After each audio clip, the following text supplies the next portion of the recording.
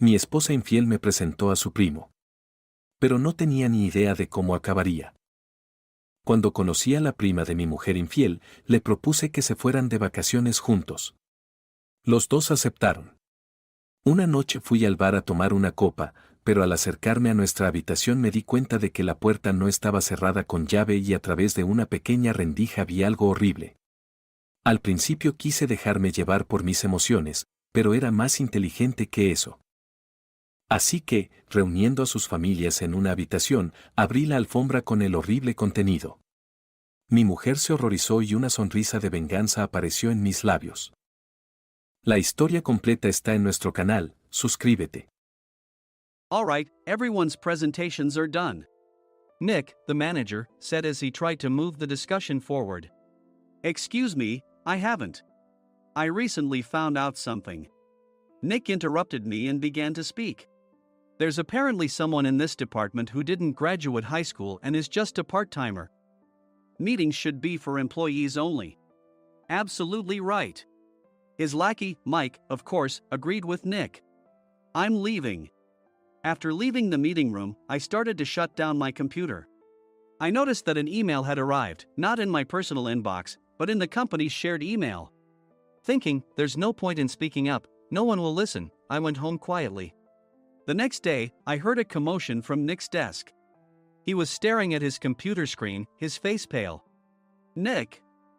Is something wrong? Mike looked at the screen with him. And he turned even paler than Nick.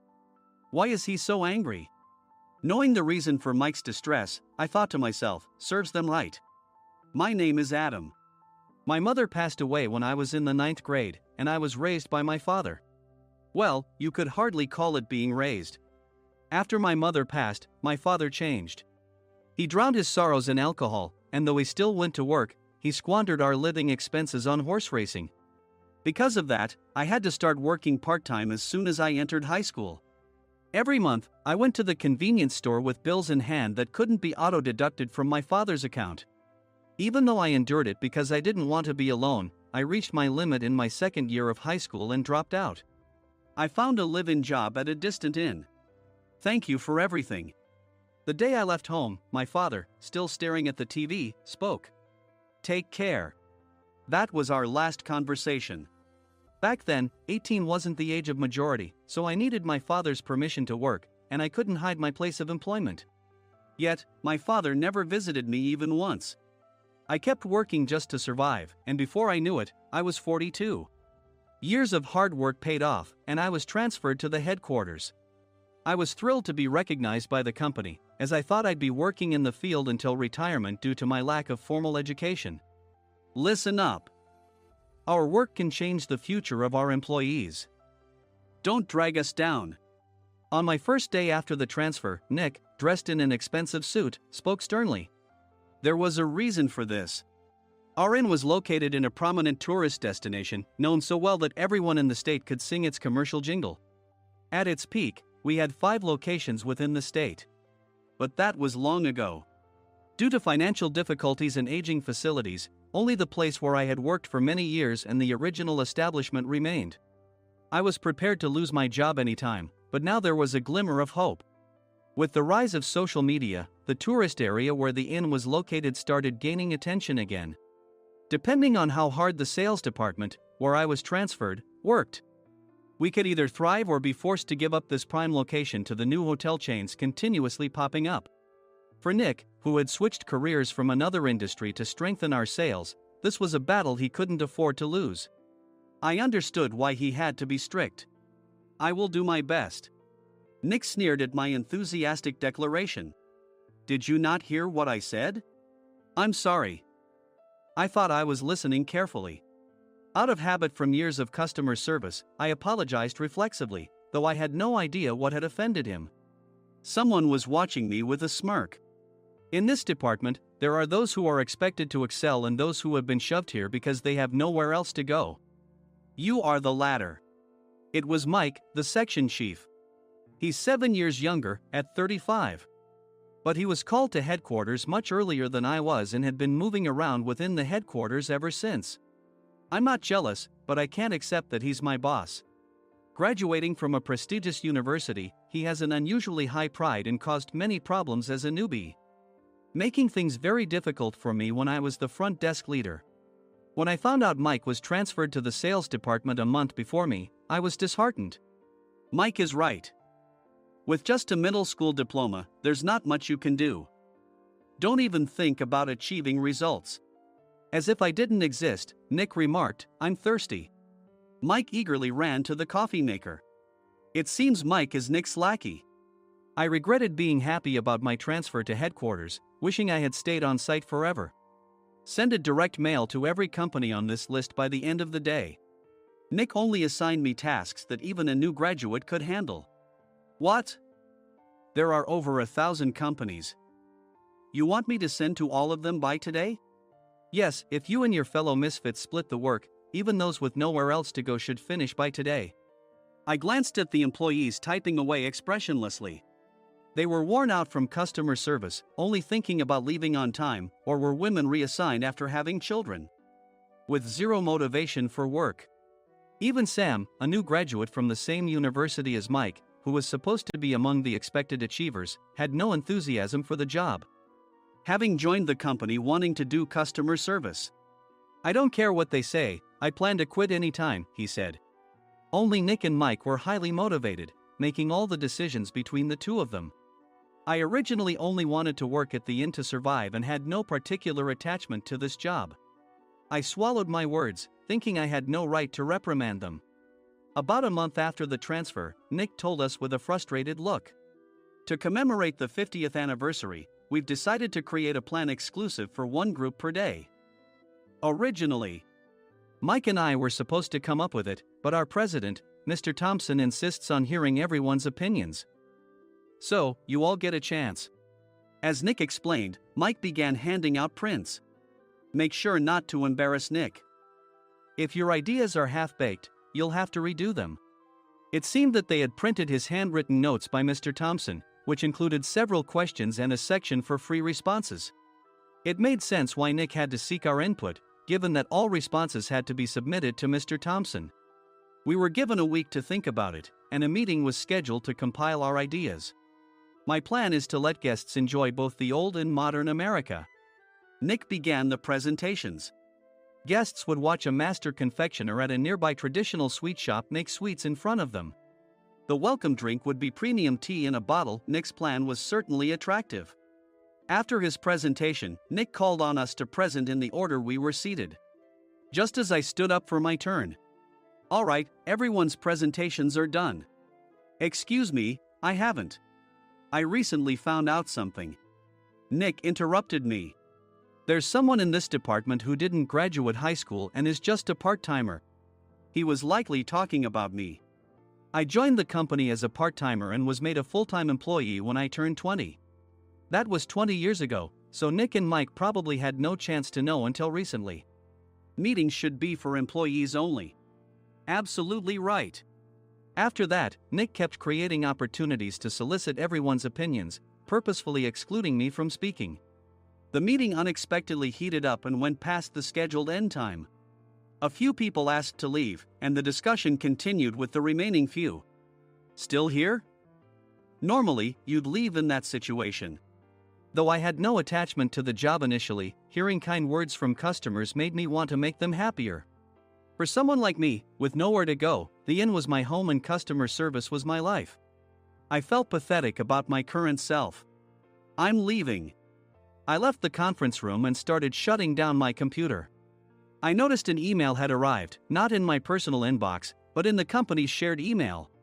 Thinking no one would listen to what I had to say anyway, I quietly went home. The next day, while preparing the DM as instructed, I heard a commotion from Nick's desk. In his haste to stand up, he hit his knee on the desk. He stared at his computer screen, his face pale. "Nick, what's wrong?" Mike, thinking he should be the first to rush over, approached Nick while still wearing his coat. He peered at the screen with Nick. And he turned even paler than Nick. Why is he so angry? Who is responsible for this company? Nick, more irritated than ever, asked, and Mike answered without checking. "Probably Sam." Sam wasn't there because he was attending a morning training session for new hires. Nick gave up on getting angry and returned his gaze to the screen. They were looking at an email that arrived right after the end of the working day yesterday. Apparently, no one, including me, had checked it before leaving. The email was from a large company that used us for their annual employee trips. The president and executives of that company also frequently used our services personally. President of the company, Mr. Mason himself, had declared that neither he nor his company would ever use our services again. Well, some companies cancel their employee trips or stop using our services due to financial struggles. Let's just move on. Mike kept wiping the sweat from his forehead with a handkerchief. Knowing why Mike was so agitated, I quietly watched their interaction. Do you know how much revenue we get from that company? We can find other guests to fill the rooms, but we'll lose the banquet costs, gift shop revenue, rental car fees, and more. Moreover, the gifts were supposed to be prepared by the traditional confectionery shop involved in Nick's proposed plan. If it's known that we incurred such a huge loss at this critical time, Nick's position in the company would be jeopardized. Nick took a deep breath, seemingly trying to calm himself. All right, Mike. Go to New York right now and apologize to Mr. Mason. What? You're coming with me, right? I have urgent work to do. I trust you, which is why I'm entrusting this to you. Please. Mike, believing Nick's sincerity, agreed with a determined look on his face, saying, yes. That's Nick for you. Even if Mike went to apologize, Nick would shift all the blame onto him if the client didn't change their mind. Well, it was Mike's fault to begin with, so it served him right. About 3 hours later, Sam answered a call from somewhere and repeatedly apologized, saying, I'm very sorry. Everyone watched to see what was happening. After ending the call, he informed Nick with a weary tone. When Mike arrived at the client's company, he only made things worse, further infuriating Mr. Mason. He was demanding, get his boss here immediately. It was no wonder Sam was exhausted, dealing with such a call right after returning from training. What is that idiot doing? All right, Adam, you're coming with me. If sacrificing Mike didn't work, then I must be next. Normally, I'd want to refuse at all costs, but I saw an opportunity in this situation. If I can be of assistance, I'd be happy to join you. I obediently followed Nick, and we flew to New York. When we introduced ourselves at the reception, it became clear how serious the situation was, as the receptionist personally escorted us to the president's office. Angry voices leaked through the door, making both Nick and me uneasy. Excuse me. I'm Nick, the supervisor. I understand my subordinate has caused you trouble, and I deeply apologize. Nick, with his experience in the corporate world, knew enough to offer an apology before excuses. However, his customer service skills left much to be desired. I sighed as I saw Mike trembling like a small dog in the corner of the room. What kind of training are you giving your subordinates? Mr. Mason glared at Nick with a red face. The intensity of his gaze made even Nick take a step back. Regrettably, I joined this company only 2 years ago and was unaware of Mike's issues. I should have identified his shortcomings sooner. Indeed. I should have realized sooner. No sensible person would come to apologize and then give a lengthy presentation on the drawbacks of not using their in. Nick froze, his mouth slightly open. Suspecting the worst, I picked up the documents that had fallen to the floor. It seemed Mike hastily prepared these documents on the plane, listing the disadvantages. Disadvantage 1: if you change the venue for the company trip, employees might suspect it's for cost-cutting reasons, leading to a negative impression. Reading it aloud half-jokingly, Nick snatched the papers from my hand and checked the contents with a furious expression. Among the stack of documents was a receipt from a nearby convenience store's copy machine. I felt a pang of dread, hoping he hadn't shown the receipt as well. What do you think he said when I asked what kind of nerve he had to do this? I'm very sorry. Faced with the dire situation, Nick must have thought there was nothing left to do but apologize. In a voice smaller than I'd ever heard from him, he uttered words of apology. He said, I'm a Harvard graduate. I don't believe I said anything wrong. Mike, what have you done? Forgetting his plan to pin the blame on Mike, Nick yelled loudly, even in front of Mr. Mason. I didn't do anything wrong. You're still saying that? Look at him. Mike pointed at me with a shaking hand. I was assigned to headquarters in my 20s and now I'm a section chief. This guy only made it to headquarters at 42.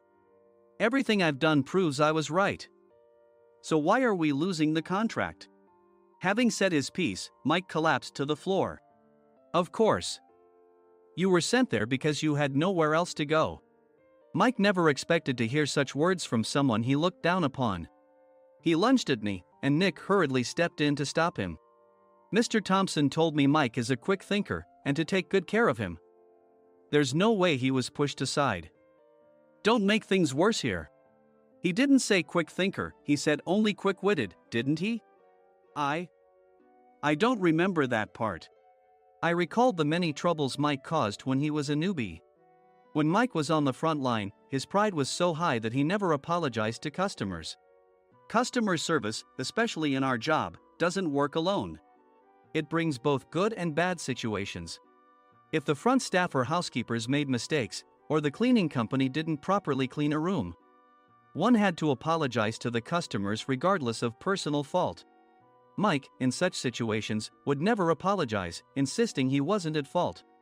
This often angered customers, and as the front desk leader, I frequently had to apologize on his behalf. He caused complaints and disrupted operations, which is why he was quickly moved to headquarters. In departments where he didn't interact directly with customers, his quick thinking was beneficial and things went well. But it seemed his flaws were starting to show. Corporate reservations are supposed to be entered into the system by the sales representative.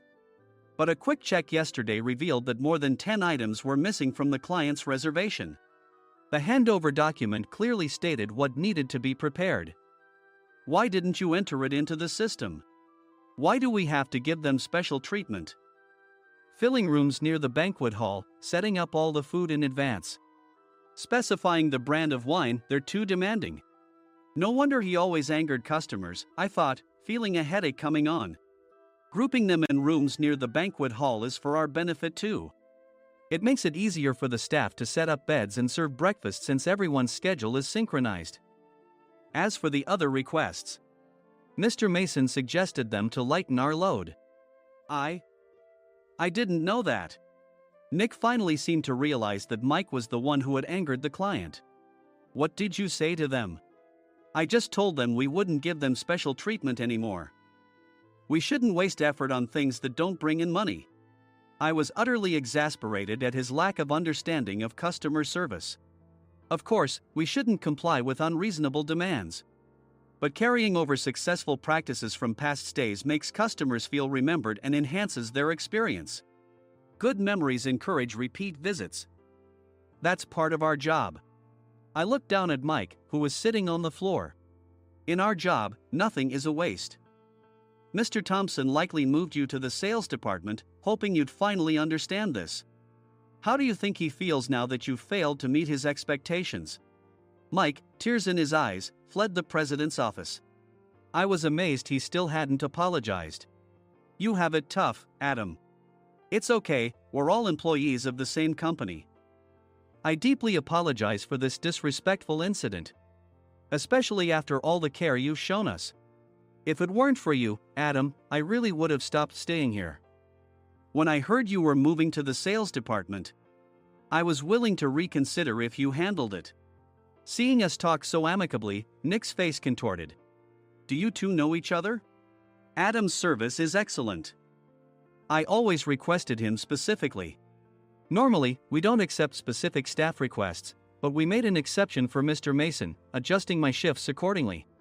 He had personally stayed at our hotel just before my transfer, and during casual conversation, I mentioned, I'm moving to the sales department soon. If I hadn't told him then, things could have been much worse. Please continue to take care of us. I look forward to it. On the return flight, Nick awkwardly offered me a can of beer. It's still working hours. Of course, I had no intention of forgiving him for a single beer. Nick might try to pin everything on Mike and avoid any consequences. While pondering this, a startling fact came to light. Nick, the tea bottles for the plan have arrived. I handed Nick a bottle labeled with our inn's name. They look good. What are you talking about? These are plastic bottles. I had assumed we would use the trendy, high-end bottling tea. But what arrived were ordinary plastic bottles of tea with customized labels. The only unique aspect was the label, which had the inn's name, making it look customized. Upon further investigation, I discovered that a substantial amount of money was set to be paid to the tea company. It was priced like bottling tea. Does this plastic bottle really cost $100 each? The tea inside is specially blended for us. The extra cost is for that. Wouldn't it be better to use another tea company? Or is there a specific reason we must use this one? As Nick continued to make excuses, I showed him a printed email. I informed the tea company's president, Mr. Mitchell, that we discovered irregular payments and he confessed. He said you two were high school classmates and planned to split the extra money. That idiot. Why did he confess? That's not important. You should worry about yourself, this could turn into a police matter. Opening the bottle cap, I suggested. How about calming down with this tea? It supposedly has a relaxing effect. Nick drank the tea frantically. In the following days, decisions were made about their fates.